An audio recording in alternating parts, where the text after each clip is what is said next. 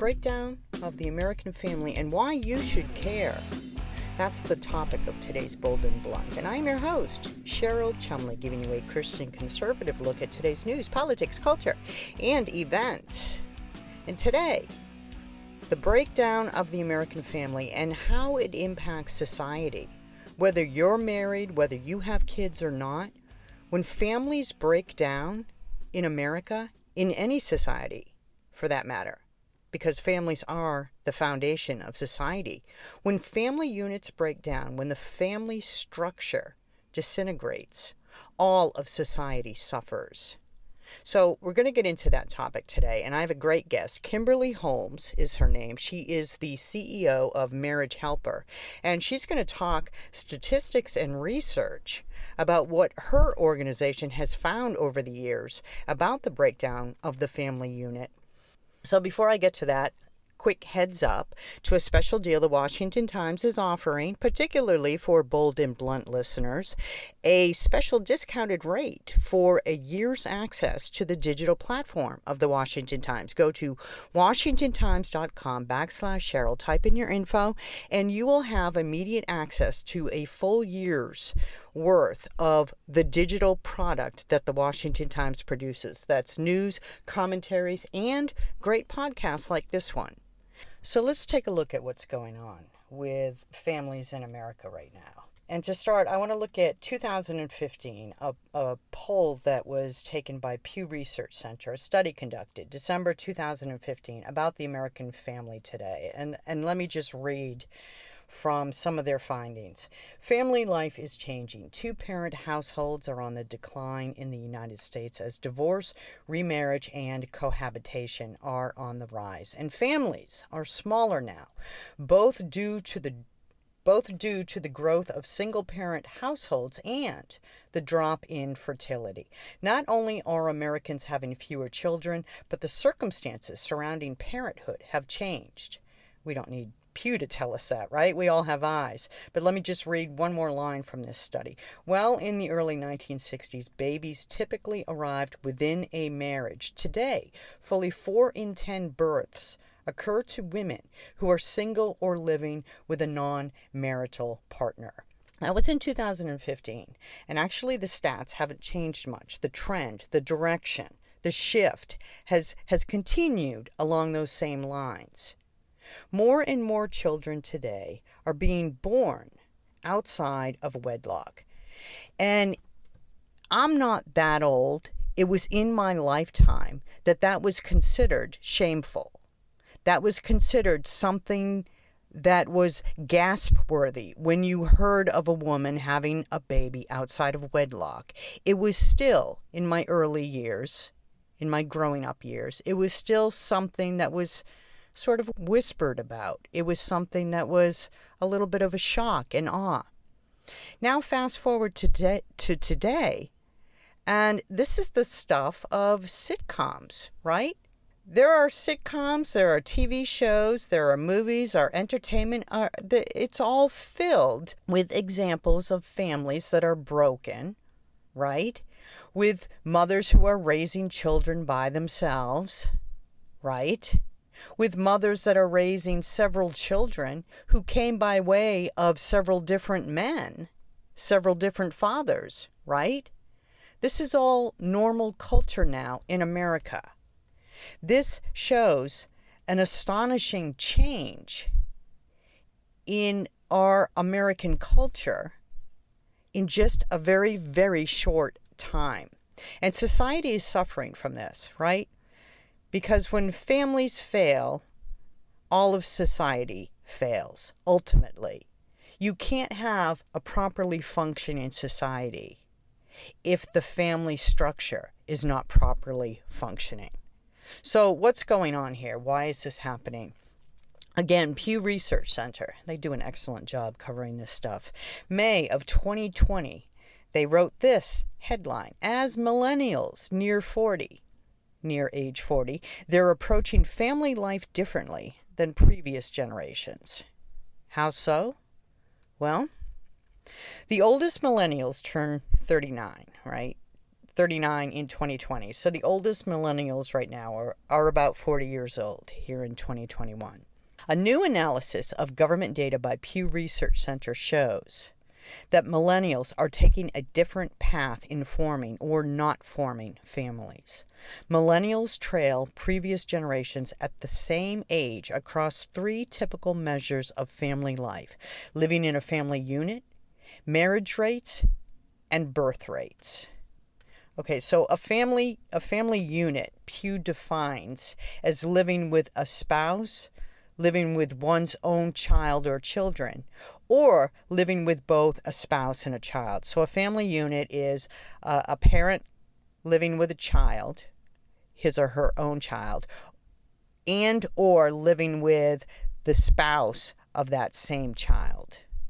And Pew finds millennials are much less likely to be living with a family of their own than previous generations, when the previous generations were the same age. In 2019, 55% of millennials lived in this type of family unit. That compares with 66% of Gen Xers in 2003 and 69% of Boomers in 1987. So millennials, they're turning from family structure. They're turning from traditional family structure in droves. Pew writes, millennials lag furthest behind in the share living with a spouse and child. Only 3 in 10 millennials fell into this category in 2019. Only 3 in 10 millennials lived with their spouse and or their own child. That's crazy. That's crazy. And it's showing a rapid decline of not just family structure in America, but with it, family values. But guess what? And this is probably the saddest and sorriest part of the story.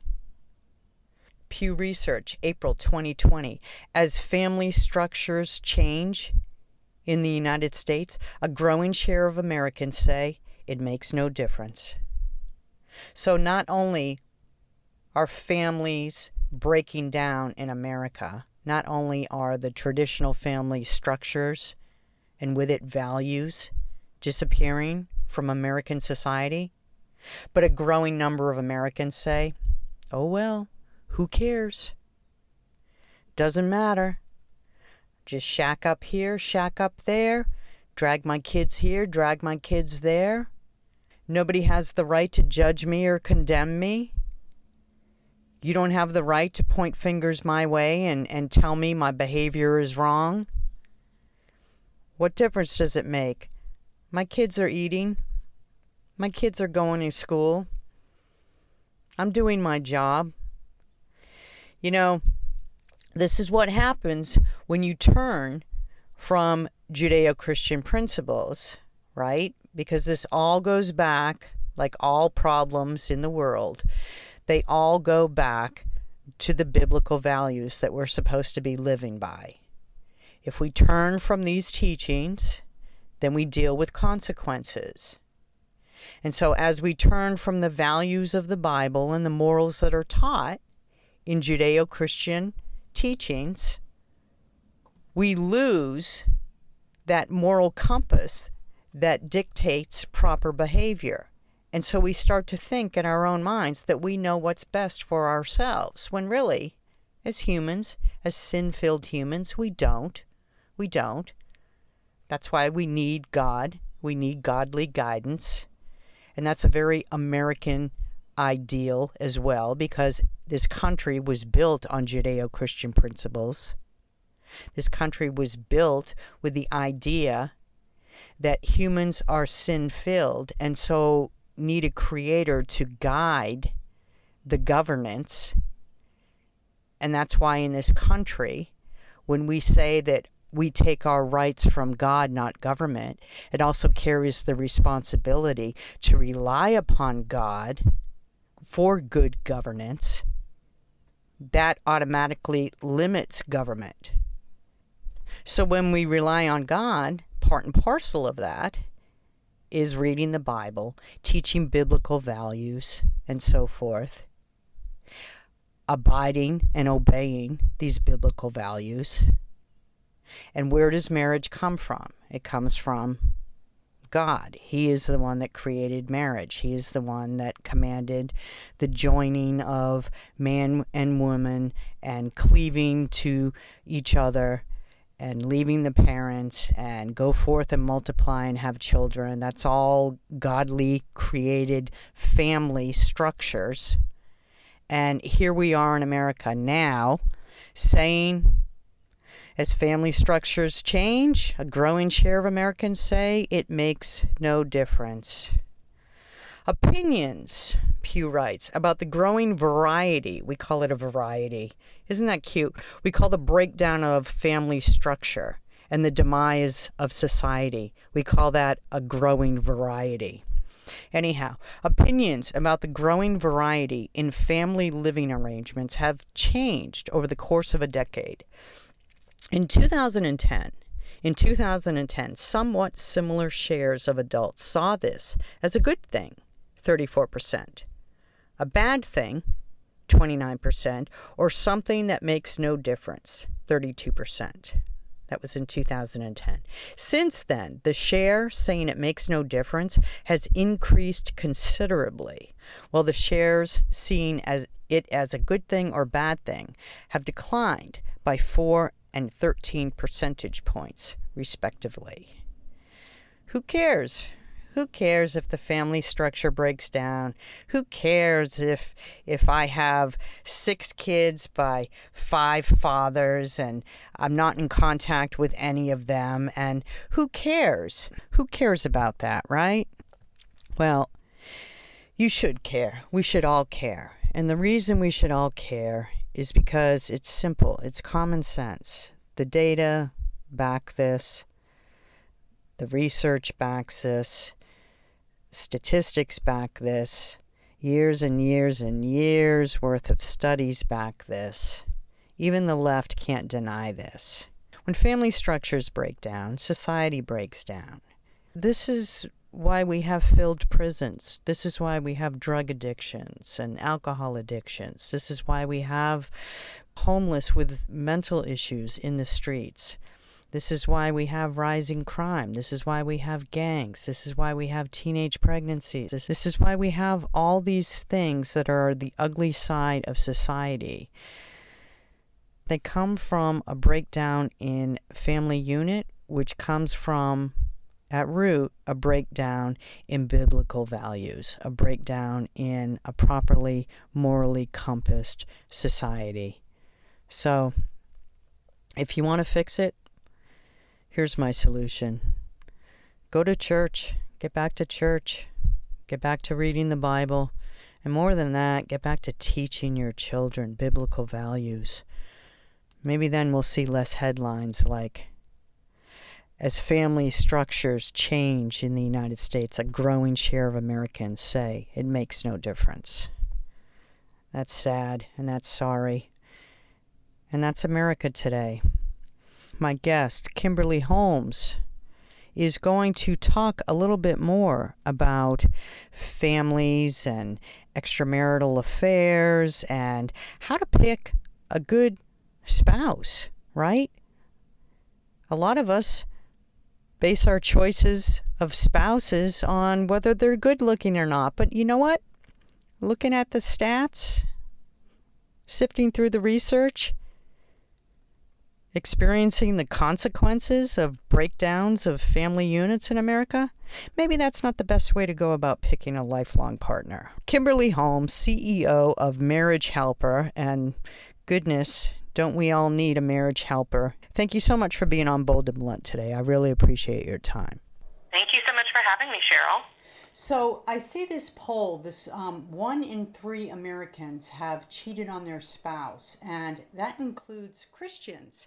What is going on here with American marriages? Yes, well, it's really interesting, Cheryl. The actual statistic is 31% of U.S. adults say that they've experienced infidelity. So we don't know whether they are the cheater or the cheated on, but they've experienced somehow in their relationship.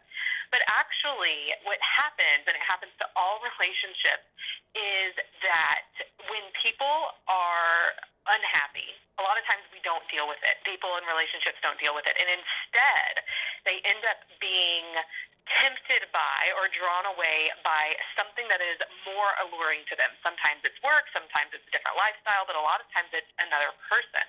And so affairs are rarely the core issue of what's going on in the marriage. They are typically a symptom of something deeper that actually needs to be fixed, but no one has fixed yet. To what extent does the changes in culture over the last, I don't know, decades contribute to your findings? Because it seems to me that our parents and grandparents stayed married longer. They did. They absolutely did. The psychology is terming the area, the phase and the era, I would say, that we are in of marriage as one of expressive individualism. This is terrifying, especially when they look backwards and they say the marriages up until about the 1960s, they were classified as commitment-based marriages.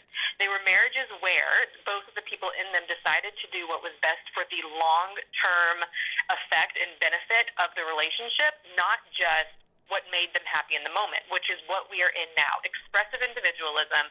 People in marriages are looking more to what makes them happy in the moment, and they're making their decisions based on those fleeting feelings as opposed to what's best for the stability and longevity of the relationship. It sounds like the culture is turning more toward Hollywood, for example, for the real definition of marriage nowadays. It definitely has an impact. We look at these people as examples of what we want to look like or what kind of life we want to live, and unfortunately, the way that they live in their relationships, going from one marriage to another, one partner to the next, just doing what makes them happy, and that being promoted in TV, movies, books, everywhere we look. There's examples of this. Someone cheating on another person, leaving because that's what makes them happy. And in media, it's presented as the right thing. Well, you want them to be happy and follow their feelings and be with the person who makes them feel this way. But in reality, we can't do that. It is messing up our families. It is destroying our culture. It's destroying the backbone of our society, which is marriage. Could you expand on that a little bit? Because I was leading into the question about why should we care as a society? We should care as a society because when we look at the research of why marriage matters, it does. It's not just a construct of the mind or anything like that. Marriage is a vital institution that supports our society. With the research, we see that people who are married have a higher income producing power. They have higher socioeconomic status. The marriage, because people are married, they're able to give back to society in bigger ways, being more charitable in what they do. So just economically and financially, there's benefits. On top of that, we're more productive at work when we're in a strong and stable relationship. We are happier. Our health benefits. Married people are more likely to be protected from illnesses. They're more likely to be protected from depression. And then the children growing up in stable two-parent homes they just have higher grades. They have higher earning potential. They're happier and have more stable relationships when they get older. And so you can't argue with the benefits of marriage. But when we see this begin to break down, you see the exact opposite of everything I just said. When people experience divorce, their rate of depression goes up over 150%. Many single moms end up living below the poverty line. Children experience a decrease in their grades at school, more likely to be involved in premarital sex, in drug use. I mean, there's just so many things that happen because we need to be in a family. We need to know that we are loved and secure, and that is what gives us the ability to live our lives to the fullest extent possible. It seems to me that the left, the Democrat Party, the far left, has been actively tearing down the foundations of family for years now, with the rise of the LGBTQ agenda, inserting things like recreational sex as a norm. Can you address that point? From whatever perspective perspective you look at it in, wherever you're getting your news or information that you're taking in, you really need to be sure that you are looking for the things that are truth-based. So what you just said, yes, there are people on either side. I'm not going to talk politics, but there are people on either side that do what makes them happy and promote doing what makes you happy. And that is what we have to get away from. It's not about doing what makes us happy. It's about doing the right thing. It's about doing what's right for our families, what's right for our spouses, and what is right for the longevity of our marriages. And so we also know from research that when we surround ourselves with people who have beliefs that are against what helps us have long marriages. So even the research shows that when you have friends who have been divorced, your likelihood of getting divorced goes up an exponential amount. So we really need to make sure that not just the content that we consume, but the people we surround ourselves with align with these values so that we can continue to have healthy and strong marriages. If we take politics out of it, which, okay, if you don't want to talk the politics, that's fine. But if you take politics out of it and you look, say, at the media, to what impact is the media driving this? Mm-hmm. Well, they're covering stories that highlight divorce. They're covering stories that, so even if you look a couple of months ago at Bill and Melinda Gates, clearly that was a shock for very many people. However, all of a sudden, now you have one of the most prominent, wealthiest couples in America. They have gotten divorced, and now it becomes okay for the people who are already struggling with it. Because then when we hear about other people, and we hear about this happening and how maybe they're happier now and the reasons why they did it, then it becomes, oh, well, maybe this is okay for me to do too. What I wish that the media would cover more of is, if they're going to cover divorce at all, so in the case of Bill and Melinda Gates, then yes, they're divorcing, but here is all of the negative consequences that are going to come from that.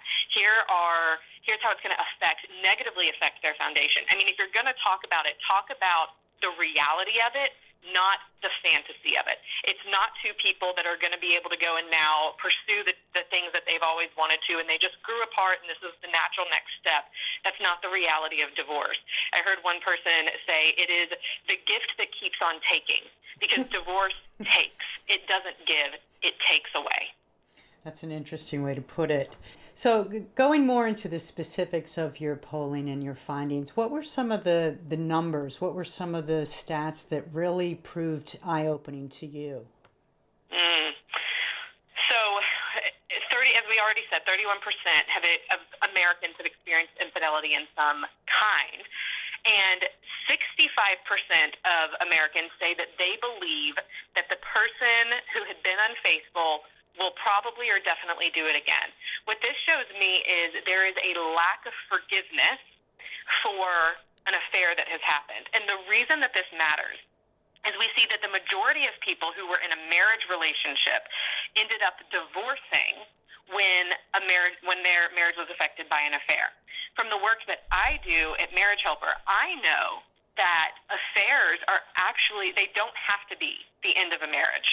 A lot of times, especially in society, we commonly hear the phrase, once a cheater, always a cheater.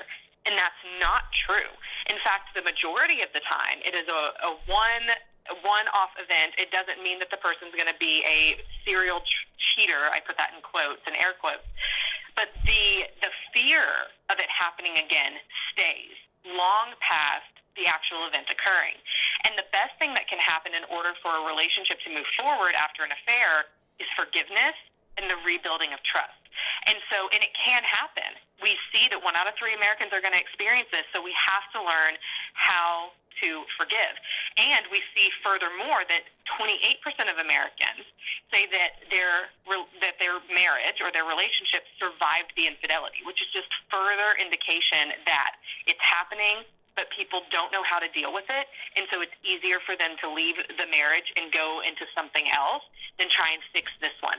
What I'm saying, and what we see happen over and over at Marriage Helper, is you can fix this one and make it better than it ever was. Forgive, put your family back together, move forward with a stronger marriage, and that is what has the legacy effect of creating strength not only in your marriage, but for your children to see that your relationship survives that, and they're going to have better marriages in the future because of it. So what exactly does your organization do? Do you counsel people, couples directly? What specifically do you do? The main thing that we are known for is a 3-day marriage turnaround workshop that has over a 70% success rate at saving marriages, many of which have been affected by affairs, many of which are currently in affairs, or they're currently separated, divorce has been filed, and we still have over a 70% success rate at saving those marriages, which is why, Cheryl, I so strongly believe that when we focus on doing what's best for the relationship, it is amazing how forgiveness and reconciliation can make the marriage stronger.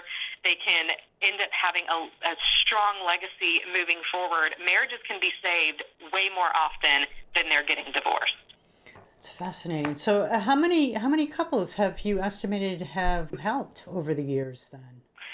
The last that we tallied, which was a while ago, everyone who had been through a course or training or seminar of some sort that the people of our organization have done, it was over 250,000. Wow. Last year, we worked with 10,000 marriages just in 2020, and this year we are already growing even more than that and helping even more families. Just wrapping up the last couple minutes, I think most people, young people, when they look for a partner, a life partner, right, they don't have a checklist of actual things that they seek. They go by maybe instincts or whether the person is good looking or makes a lot of money. What would be your top, say, 5 characteristics that you would need to look for in a spouse, both male and female, to help with a successful marriage? Great question. And it's interesting, as part of our study, it showed that 1 out of 4 Americans have never been in a serious romantic relationship. So I think this is a question a lot of people are asking who are single. I don't know what to look for. I'm scared of entering into it. I don't want to get hurt. One of the best things that we want to look for, especially as a relationship is beginning, is this a person that I enjoy the way that I feel when I am around them? Are they treating me with respect? Are they evoking emotions within me that I enjoy feeling? That's a huge one, and that's one that's very crucial to a long-lasting relationship as well. Physically we can be attracted to someone, but looks can fade. The way someone treats us needs to be strong and something that we enjoy feeling as long as we are married, until death do us part. So that's one. Another one is this a person that I feel accepts me for who I am, or are they constantly trying to tell me I should look different, think different, vote different, any of those things? Or is it someone who, even if we disagree, they respect me and they can accept me for who I am? A third one is this a person that I want to come home and speak to, that we have enough in common, enough interest in life that we can talk about things other than work or kids, but talk about really exciting things, grow together, and continue to grow together. And then a fourth key one is this a person that shares a similar set of beliefs and values as me? Because it's going to be difficult if you marry someone who has fundamentally different beliefs on things that are very, very important to you, and they see it very differently. And these can be things such as religious beliefs, political beliefs, all of that, they matter here. And then a fifth one is this a person that we can dream together, that we see ourselves, doing great things, that we want to make an impact with our marriage, that we can really see beyond just getting married and see further and more things that we can do together. That's a lot. There's a lot more I could probably go into, even in the research of, we know that people who, before they're getting married, when you marry someone who has had 0 sexual partners before entering into the marriage, you're going to have a better marriage going into that. So there are other things like not cohabitating. The research backs that up. So there are those types of behaviors that we can look for. But and that's not to say that we don't move forward, even if someone has had previous sexual partners, but just realizing that we really should save ourselves for marriage. Yes, we can move past it and forgive when that's happened before, but there are things that we can do before getting married that help us have a better relationship, and that's not the things that society are currently promoting. Those are really good tips. And our time's run out, but I just want to get this one final question in there. So, is there a certain age that guarantees more success than others? When you should enter a long-term commitment? We have begun to trend, I should say, a bit older as we're getting married.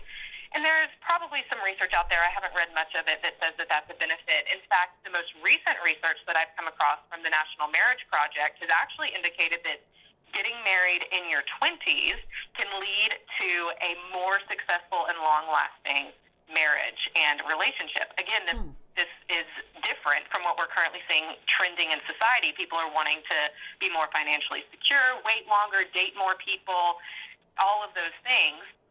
But we actually see that the younger a person gets married and then solidifies that marriage relationship early on, the more committed they tend to be long term. I would not have guessed that. I would have guessed the opposite. So it's good to speak with you. Kimberly Holmes, CEO of Marriage Helper. What's the website? MarriageHelper.com. All right. Well, thank you so much for your time. I really appreciate it. Thank you, Cheryl. If I were to sum up this whole show in just a few short words, the takeaway would be this. Morals make the marriage. Marriage makes the morals. The morals of the individual make up the marriage, right?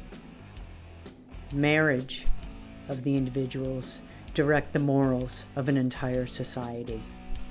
And the fate and future of America rests with the success of American families. Thanks for listening. Tune in next time. And in the meanwhile, don't forget, stay blunt, stay bold.